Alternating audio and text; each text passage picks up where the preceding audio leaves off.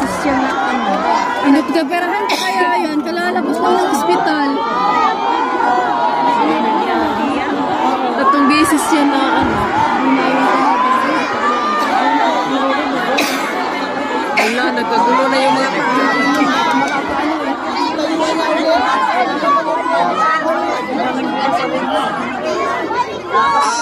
pakiusap po, pakiupo lang po tayo.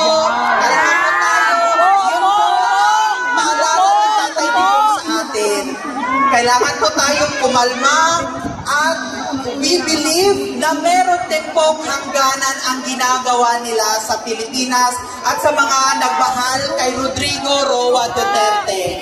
Makinig po tayo kay Attorney Salvador Medialdea. Siya po ang nagtanggol at nagtanggol kay President Rodrigo Roa Duterte sa International Criminal Court. We would like to let everybody know that the Philippines is a sovereign country. We have our own legal system.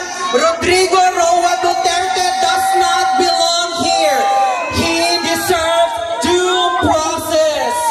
Bring Duterte home! Ako po sa kanilang lahat. Ako po si Executive Secretary ni Pangulong Rodrigo Duterte. Alam po ninyo, hindi ko talaga kaya pumunta ngayon dito dahil sa aking kalagayan. Pero meron lang ako isang bagay na gusto